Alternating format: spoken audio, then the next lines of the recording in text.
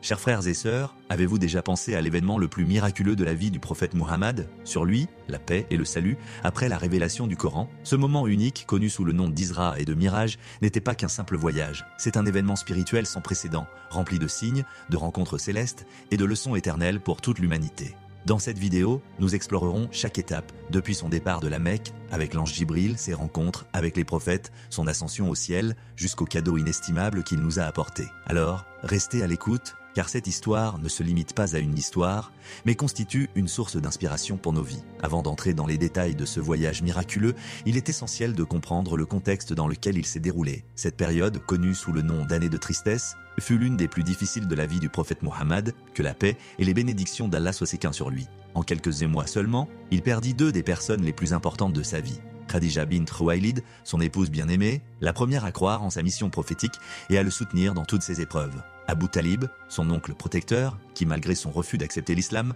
défendit le prophète, paix et bénédiction sur lui contre la persécution des Qurayshites.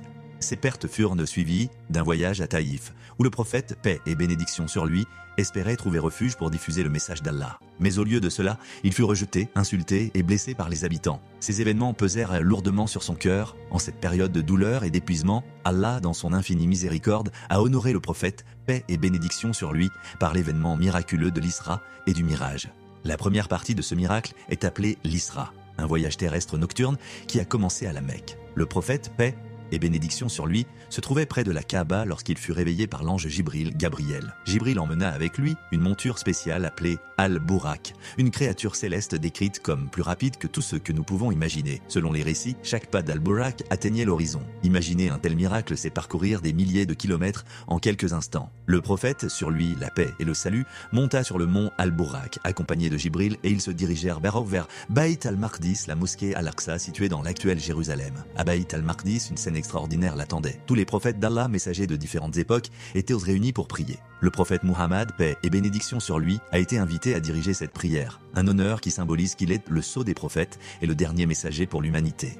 Ce moment marque également l'importance de la mosquée Al-Aqsa en tant que troisième lieu saint de l'islam. C'est un lieu de connexion entre les messages prophétiques et un symbolisme fort de l'unité du message divin. Après la prière à Bayt al-Maqdis, le prophète, sur lui la paix et le salut, entreprit un voyage encore plus incroyable, une ascension vers les cieux connue sous le nom de Miraj.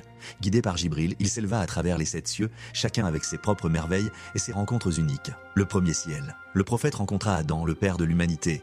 Adam le salua chaleureusement et lui montra les âmes de ses descendants, celles des gens de lumière vive, tandis que celles des injustes sont dans les ténèbres. Le deuxième ciel. C'est là qu'il rencontre Yahya, Jean-Baptiste et Isa, Jésus, deux prophètes liés par leur mission et leur parenté. Eux aussi l'accueillent.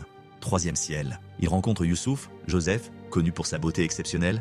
Sa présence symbolise la sagesse et la patience. Quatrième ciel. Le prophète rencontra Idriss, Enoch, un prophète mentionné dans le Coran comme étant élevé à un rang supérieur. Cinquième ciel. Il rencontra Aaron, le frère de Moïse, connu pour son éloquence et son rôle de soutien dans la mission prophétique. Sixième ciel. Le prophète rencontra Moïse avec qui il eut une riche discussion en enseignement, Moïse ayant une place particulière parmi les messagers. Septième ciel. Finalement, il rencontra Abraham, le père des monothéistes, à Bayt al-Mamour, un lieu paradisiaque où 70 000 anges prient chaque jour sans jamais revenir. Au-delà du 7e ciel, le prophète, paix et bénédiction sur lui, atteignit un lieu indescriptible appelé Sidrat al-Muntaha, un arbre immense dont la beauté et la splendeur surpassent toute description humaine. Là, il se trouva en présence directe d'Allah sans aucun intermédiaire, une rencontre unique dans l'histoire de la création. Lors de son ascension céleste, le prophète Mohammed, sur lui la paix et le salut, a reçu un don inestimable, la prière. Allah a initialement décrété 50 prières quotidiennes pour les croyants. Cela souligne l'immense importance de la prière dans la vie des musulmans et son rôle central en tant que lien direct avec Allah. Or, alors qu'il descendait du ciel, le prophète, sur lui la paix et le salut, rencontra Moïse qui, fort de son expérience avec les Banu Israël, lui conseilla de revenir et de demander une réduction car sa communauté ne pouvait pas supporter une telle obligation.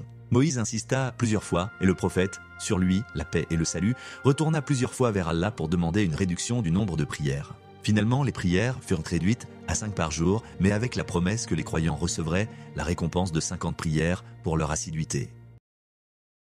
Cet échange entre Moïse et le prophète Muhammad, sur lui de la paix et le salut, montre l'infinie miséricorde d'Allah envers ses serviteurs, tout en soulignant l'importance et la facilité de cet acte d'adoration. Cela nous rappelle également que la prière est un don céleste, une obligation qui transcende le temps et l'espace, et un pilier essentiel de l'islam. Après ce magnifique voyage, le prophète Muhammad, sur lui, la paix et le salut, est rentré à la Mecque la nuit même.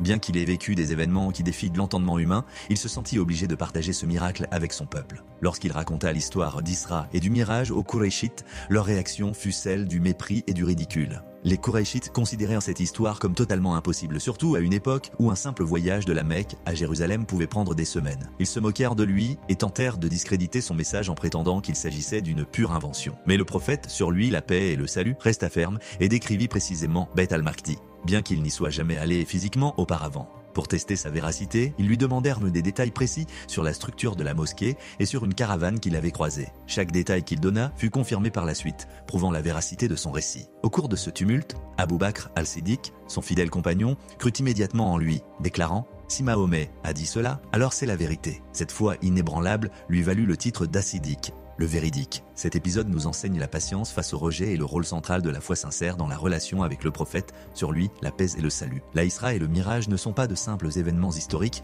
mais des moments remplis de symbolisme, de sagesse et de conseils divins. Ils rappellent aux croyants la grandeur d'Allah. Ce voyage illustre sa capacité illimitée et sa proximité avec ceux qu'il choisit et honore. L'importance de la prière, le don des 5 prières, souligne qu'elles sont une connexion directe avec Allah. Une bénédiction qui nous permet d'apaiser nos cœurs et de trouver du réconfort dans nos vies. La persévérance dans la foi, malgré le rejet et les moqueries des Qurayshites, le prophète, sur lui la paix et le salut, a continué à prêcher avec patience, prouvant que la vérité triomphe toujours. Enfin, cet événement nous rappelle à tous l'importance de croire au-delà de ce qui est visible, de placer notre confiance en Allah et de toujours chercher à renforcer notre lien avec lui par la prière et la foi. Chers frères et sœurs, prenons ces leçons à cœur et rappelons-nous que chaque prière que nous accomplissons est une bénédiction issue d'un événement miraculeux qui transcende le temps. Que la paix, la miséricorde et les bénédictions d'Allah soient sur vous.